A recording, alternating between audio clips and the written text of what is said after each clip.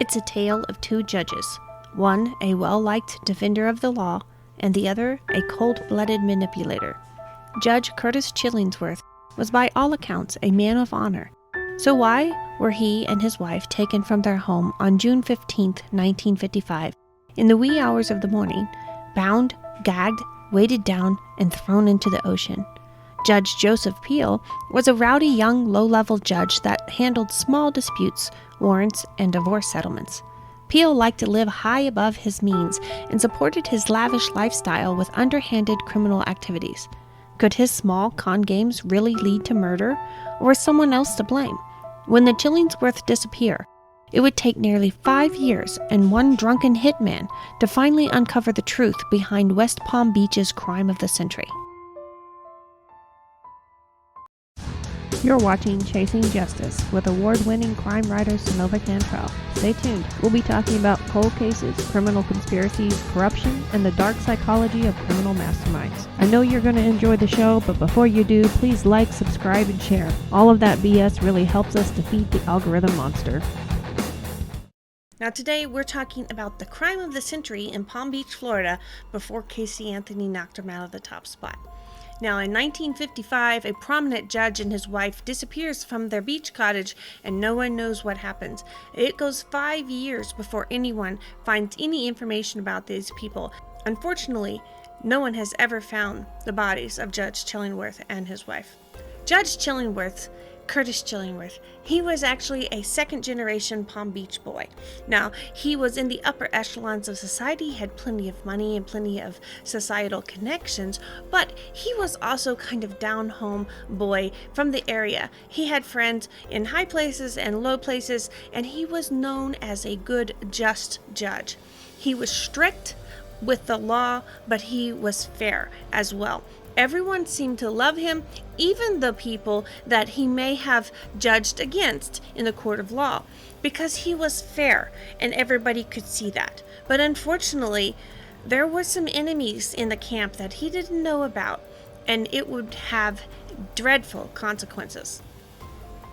On June 15th, 1955, Judge Chillingworth did something completely out of character. His secretary had been working with him here for 15 years, and she had never known him to be 1 minute late. He was very punctual.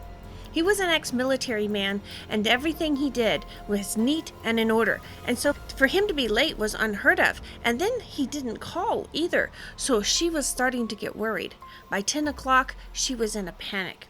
She calls the sheriff, who happens to be friends with Chillingworth, and asks him to go check and see if everything's okay, because something was dreadfully wrong. Chillingworth had never been late to court, and he had an appointment coming up. Curtis and Marjorie Chillingworth were a happy couple. They had known each other since childhood. They got married right after the war, and they were a perfect pair. They had some older children, and life was going good. Curtis had spent 32 years on the bar, and the night of June 14th, 1955, he spent with some friends having a little party in honor of his years of service. Now, Curtis hadn't made it public yet, but he was actually planning on retiring and had started drafting his resignation letter. Of course, this wasn't public knowledge, and tonight was all about celebrating his long 32 years of being a good judge. Now, everyone in town knew that he was fair and honest, but unfortunately, that wouldn't save him tonight. After the party, some people say it ended about 9:30, 10 o'clock. Other people say it stretched as far as 10:30.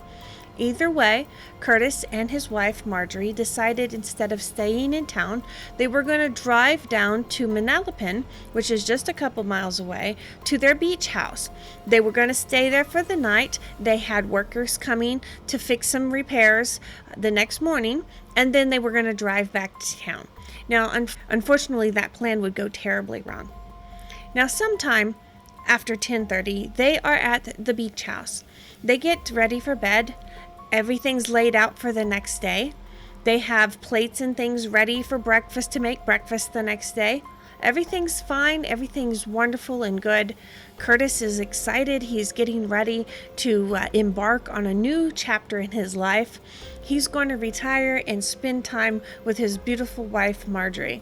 Their kids are grown. It's time for a new chapter for both of these people. Now, Curtis is only 58 years old, but he has served so long on the bar, he could retire at any moment. It was just a moment that he felt it was time for a change. Unfortunately, that change was coming, and it wasn't the change he was looking for. The next morning, he doesn't arrive to court like he's supposed to. Now, Curtis was always very punctual. He was an ex-military man. Everything was neat and in order, and punctuality was very important to him. Now, he was supposed to be meeting these contractors and then coming in. And his secretary, who had worked for him for 15 years, waited until 10 o'clock, and he still didn't show up. So she was starting to get a little bit panicked because this was not like her boss. She had worked for him for 15 years and he had never been late. If there was some sort of accident or something to hold him up, he would always call.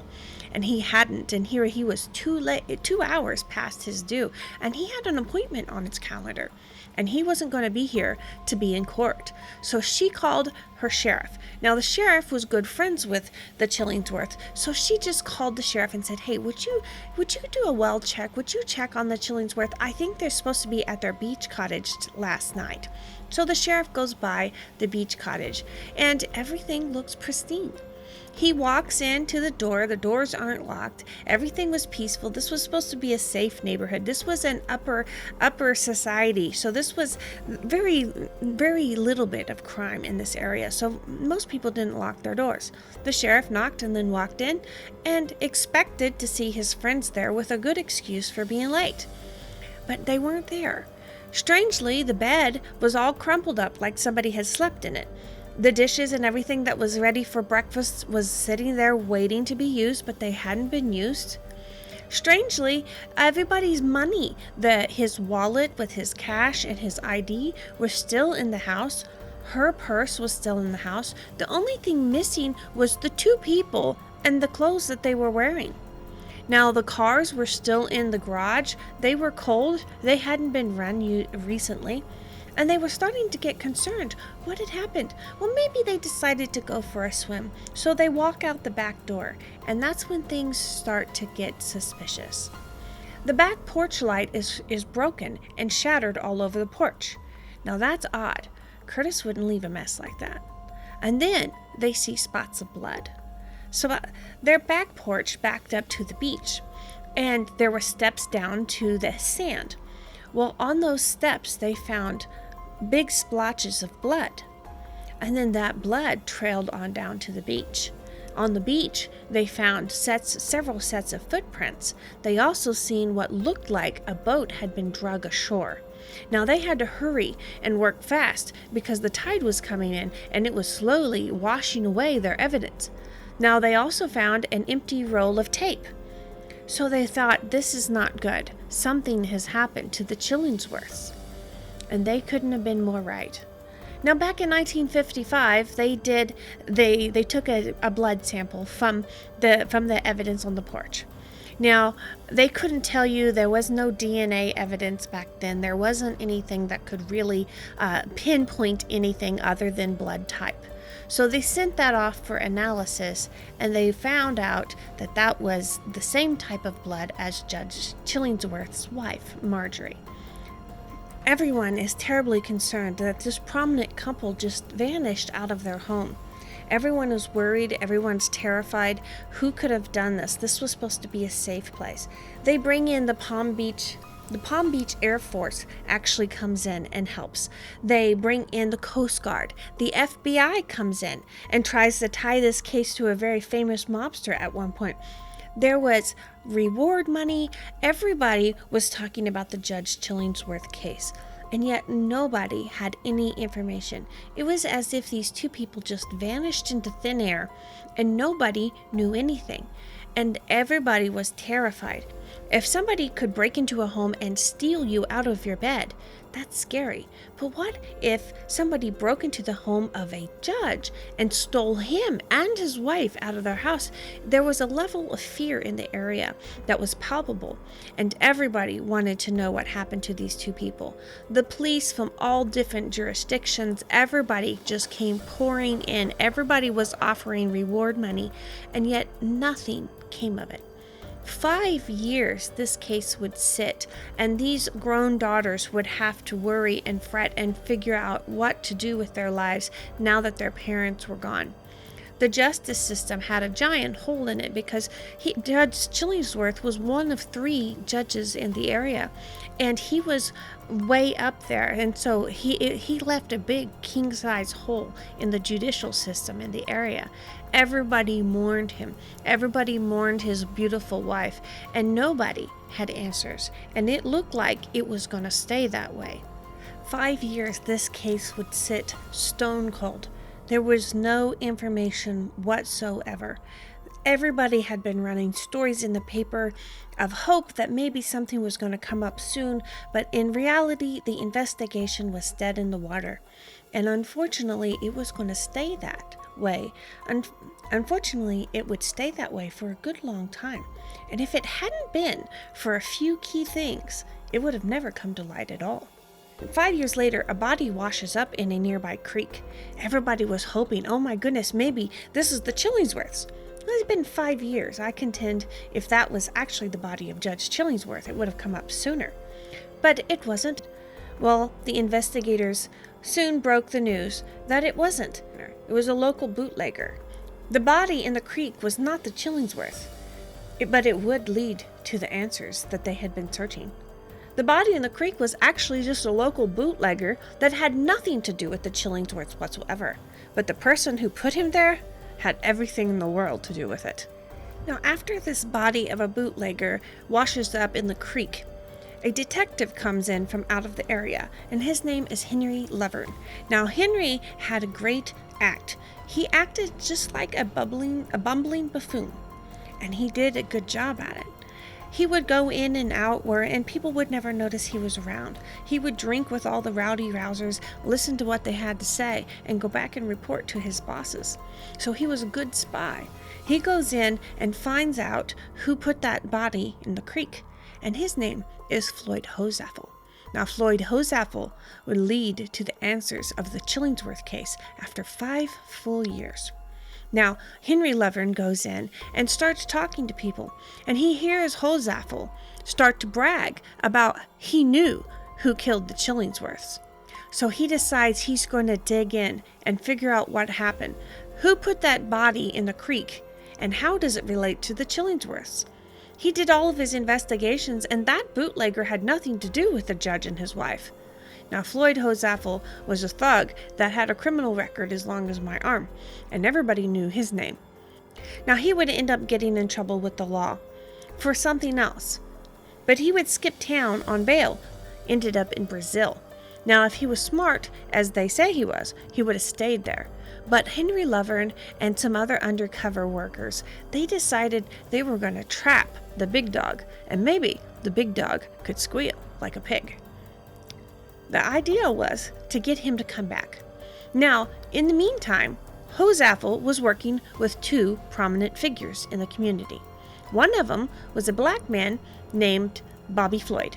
Now, Bobby Floyd ran all of the rackets and ran all the numbers. Now, back at this point, things were still segregated, and Hosaffel didn't believe in that. Hosaffel wanted to make money. He didn't care what people's skin colors was, so he made Hosaffel didn't care about skin color or racial hatred. He worked with Bobby Floyd all the time because he knew he could make more money if he sold his products to white people and black people both.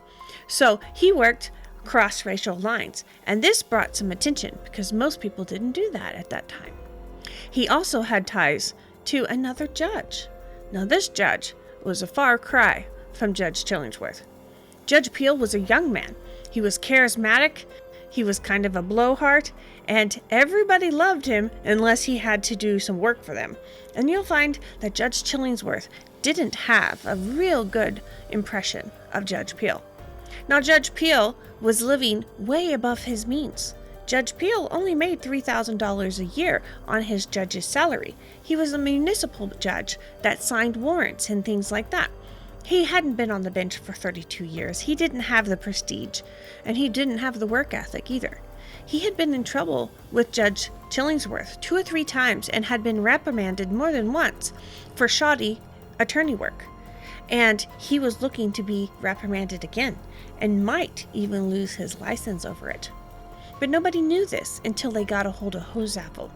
Now, how could they get this big dog to come back from Brazil? If he was smart, he would have stayed there. Well, they tricked him. That's how they got him back.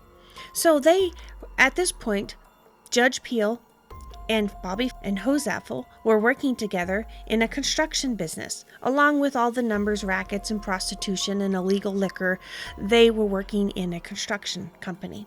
Now, this construction company wasn't making a whole lot of money, but the detective told some undercover informants that he believed that Judge Peel wasn't giving all of the money that he was supposed to Hosapple.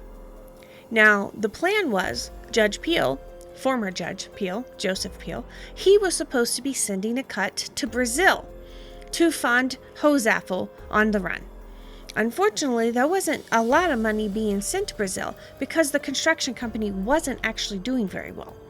But Henry Levern and some others decided to put a bug in his ear and act like maybe Peel was undercutting Hosapple. Well, Hosapple was starting to get angry, and he was sending back hateful letters and messages, and he was going to get Peel. But it wasn't enough to bring him back. So what did they do? They decided to up their game. They started a rumor that Judge Peel was actually hanging around Hosapple's wife. Now that was enough to make the man blow his top and fly in from Brazil, which is exactly what law enforcement wanted him to do. But he flies in, and not only does he come in, he shouts it to the hilltops so Joe Peel can hear it. I'm going to be here at this date. I will see you there. Okay? All big and bad and blowhard and egotistical. Of course, that would be his downfall. So while he's there, people know where he's coming. So law enforcement actually wire up the room. So they're actually in the next room, and they wait for the big bad Hosapple to come in. So he comes in, and he starts drinking with his drinking buddies, including an undercover agent. Now, they're drinking, and it takes 3 days worth of binge drinking before Hosapple starts to tell everything. He starts to squeal like a pig on everything. He is so angry. Don't people understand what I've done for Joe Peel? And how could he do this? How could he take my wife? How could he cheat me out of this and this and this after I've done all this? Well, he was asked, what exactly did you do for Joe Peel? And that's where the story of the Chillingworths comes out. See, Judge Peel actually had a lot of problems. He was legally about to lose his license because he had been reprimanded by Judge Chillingworth twice. The third time, he was going to be disbarred. Now, one time, he wanted to increase his paycheck. So he decided in a divorce proceeding that he was going to represent both sides of the divorce. Now, of course, that is an ethical dilemma, and he got reprimanded for that. The next time he got reprimanded, he decided to take a woman's money during a divorce and not file the paperwork with the state. So she goes and gets remarried. A few years later, she decides she wants to adopt a child. And while they're doing all of their paperwork for the adoption, they find out that she is married to 2 people at the same time. She is actually a polygamist. Of course, this woman flips her lid and reports Judge Peel's behavior. Now, this time, Judge Chillingworth was done with Peel and his antics. Now, Judge Chillingworth didn't have an idea that Peel was actually a criminal and that he was dealing with the likes of Floyd Hosapple. If he had, he would have already been in jail. On June 15th at 10 o'clock, he was supposed to be seeing Judge Peel and disbarring him. But nobody noticed that. It was right there on his calendar, but nobody noticed that. So in his drunken stupor, Floyd Hosapple spills spills his guts, and he tells the one thing that has drove him over the edge. He has beat up people, he has robbed people, he has killed people, he's attacked women. He's done everything under the sun, but the one thing that tormented him and made him an alcoholic was the fact that he killed Judge Chillingworth's wife. He said that Judge Peel had a racket. He ran a protection racket for all of the local hoods. He had to sign every warrant for every raid that was going down. So he would talk to the police, and he would gladly sign their warrants for them and ship them on out the door. But before they could actually raid whatever establishment, if they were friends of Judge Peel and had paid Judge Peel for protection, Judge Peel would actually call them and give them a warning. Say, hey buddy, 6 o'clock, you're going to be raided. So by 6 o'clock, all the evidence would be gone, and these people would continue their illegal activities. Now, this had been going on for years. That is actually how Judge Peel could live in such a fabulous house with such fabulous cars and treat his wife to all these wonderful clothes and things. No one could understand how he could afford that on such a small yearly wage. Well, that's how. He would make his yearly wage every day that he ran those scams. The problem is if he got disbarred, that was going to cut out his paycheck, and he wasn't going to be able to run those scams anymore, and his protection racket would be done. That's $3,000 a day. That's a year's worth of wages every day. That, my friends, is a massive motive for murder. So what happened? What happened on that dreadful night on the beach? Well, Floyd Hosaffel and Bobby Lincoln actually come forward and tell the police everything that happened. Marjorie Chillingworth wasn't supposed to be there that night. They went to their party at a friend's house in Palm Beach. And then Judge Chillingworth was supposed to be alone. He was supposed to drive out to the beach house, sleep there overnight, and meet the contractors in the morning before being in court by 10 o'clock to see Judge Peel. That was the plan. Well, Judge Peel wasn't going to have that. So he calls his friends from the wrong side of the tracks, and he takes them for a ride. He drives them down to Judge Chillingworth's house so they can get a good look at their target. Now, the plan was they were going to buy a boat, they were going to take them out on the boat, and they were going to kill them at night. They were going to leave them in the ocean as shark-infested waters. There was going to be no body, so there would be no case. And that would have actually happened, and they would have got away with it if that other body hadn't showed up in the creek, and if Floyd Hosaffel had actually stayed in Brazil and kept his mouth shut. But unfortunately for them, that's not the way it turned out. On June 14th, 1955, sometime around midnight, Floyd Hosaffel and Bobby Lincoln take a boat down to Manalapan. They pass the Chillingworth house 2 or 3 times, waiting for the floodlights to go out for the night. Once they were sure that the Chillingworths were asleep, they were going to go in and take him from his home.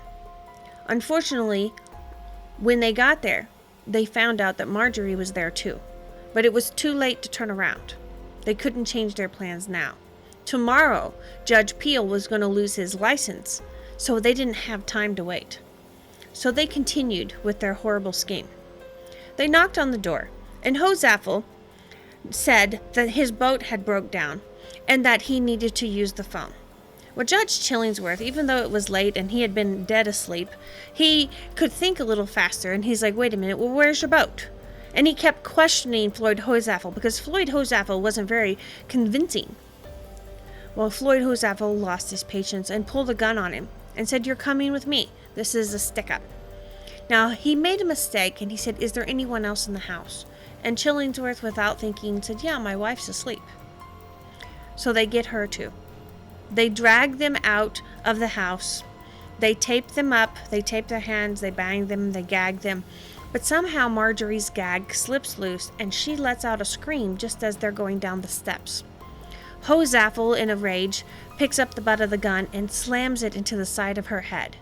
That's where the blood spatter come from. Now she would bleed all the way down the beach to the boat.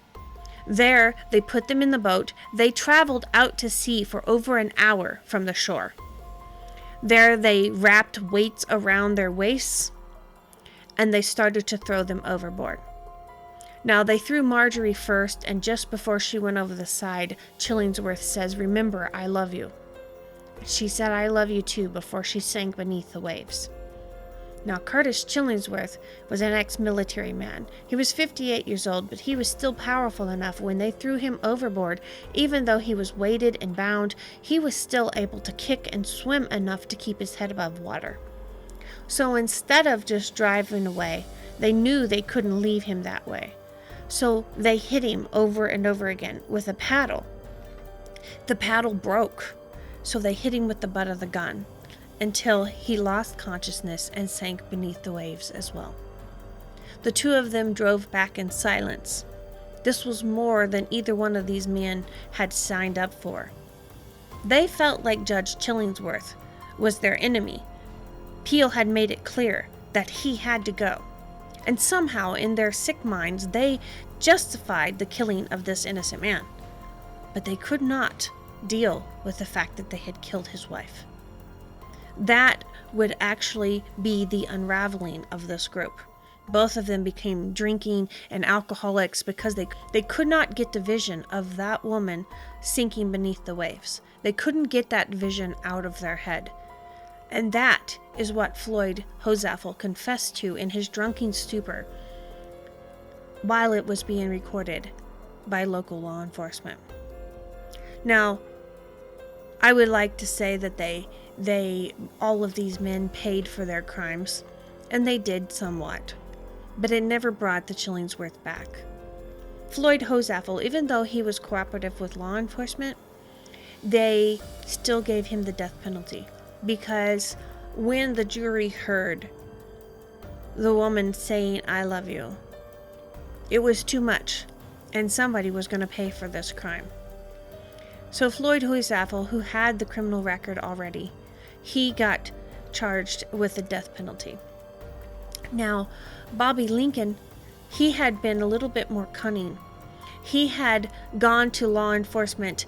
Once he heard Hozaffel was arrested, he had gone to law enforcement and made a deal with them and spilled his guts before Hozaffel could. And so Bobby Lincoln actually was acquitted. He got immunity for all of this. So he never served any time for this crime. He would serve 3 or 4 years for something else, but he never served a day for the Chillingworth murders. And Judge Peel, he got a life sentence. Now, Judge Peel was going to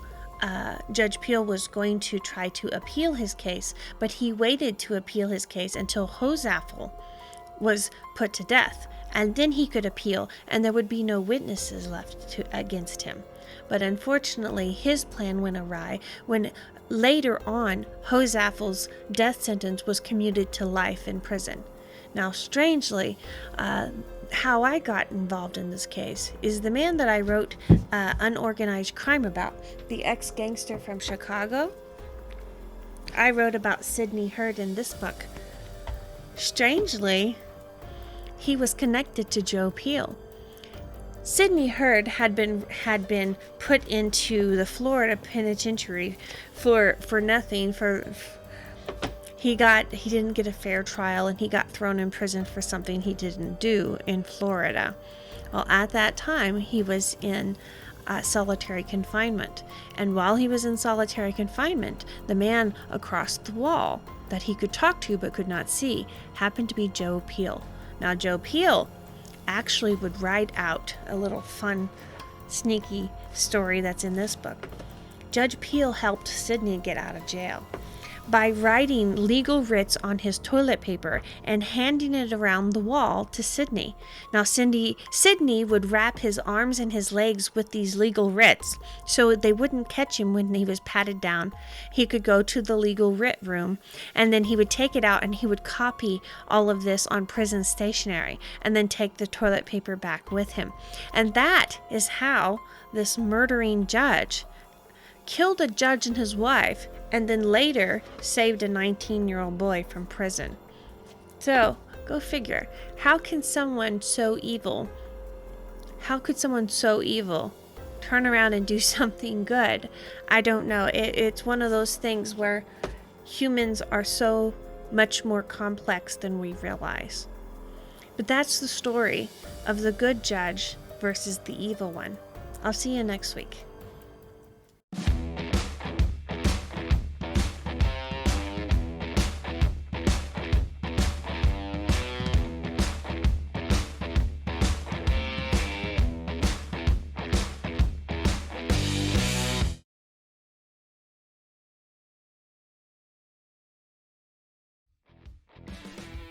Today's episode is brought to you by Bones Coffee Company.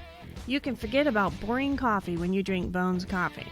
Not only do they offer a variety of flavors such as strawberry cheesecake and maple bacon, they are a family-owned company that puts great detail not only in their coffee, but in the artwork that comes on each individual bag. Bones Coffee has a coffee club that will deliver your favorite coffee to your door every month. If that wasn't enough, they also have some amazing swag to offer. Check out Bones Coffee Company today. I'll have my affiliate links in the show notes for you.